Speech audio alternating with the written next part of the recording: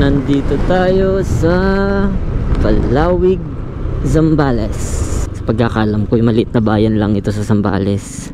Ginagawa din pala yung tulay dito, pero yung daan lang, hindi yung mismong tulay. Ito yung gustong gusto ko sa Palawig mga paps eh. Napakaraming puno at mahangin. Sariwa talaga yung hangin. Ngayon mga paps, magdidikit tayo dito sa Palawig. Hahanap lang tayo ng pwesto. Ayan. Pero maganda yung... Ay, sayang, ganda ng pwesto dun, no? Pwede na! Ah, dito. Dito mag-iwan tayo. Dito mga paps, iwan tayo. Ayan. Abandonado na ito mga paps. Wala nang nakatira. Iwan tayo dito mga paps. Kanina nag-live tayo. Ngayon hindi natin ma-live ito. Yan.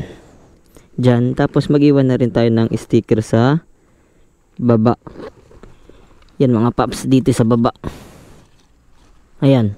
Inipit ko yung sticker doon. Nandito ko iniwan yung tape. Sa Palawig, Zambales ito mga paps. Hindi ko lang alam kung anong barangay ulit ito. Pero nakalaan nagdikit na ako banda dito eh. Wow naman! Wow! Wow! Nalampasan ko lang kanina. Humabante lang ako ng konti ngayon. Iiwan pa tayo ng isa dito sa Palawig, Zambales mga paps. Nandito tayo sa Palawig, Zambales. At parang ginagawa din yung daan dito sa town nila. So itong Palawig, Zambales ay maliit na bayan lang ata. Sa pagkakalam ko, maliit na bayan lang ito sa Zambales. Ito may ginagawa dito mga paps. Ewan ko kung ano to. Ano ba? Tulay ba to?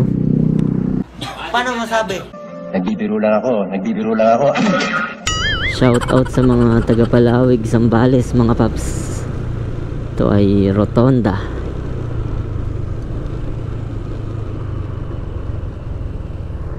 Oo. Ginagawa yung daan dito mga paps. Pinapalawak nila yung kalsada dito mga paps. Maghanap tayo ng isa pang pag-iiwanan natin dito.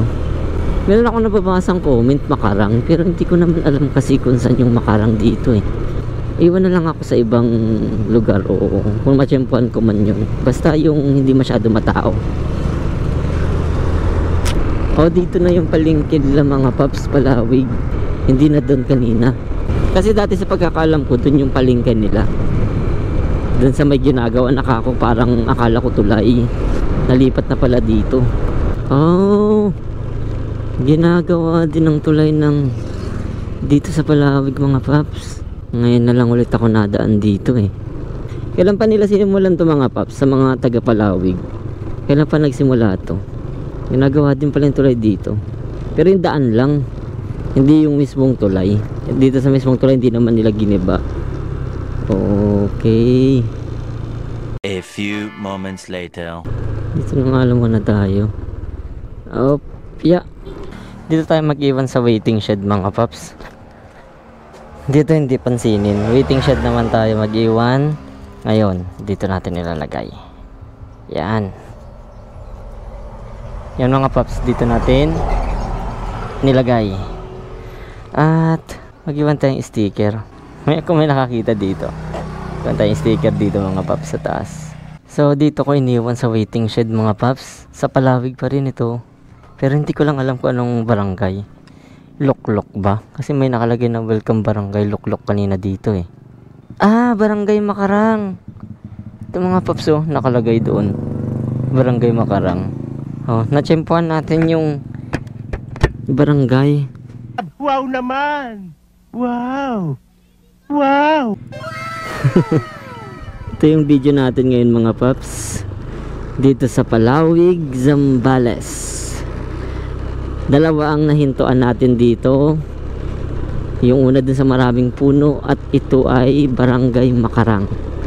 So sa lahat na maghanap, good luck mga paps. Pampagood vibes lang ito.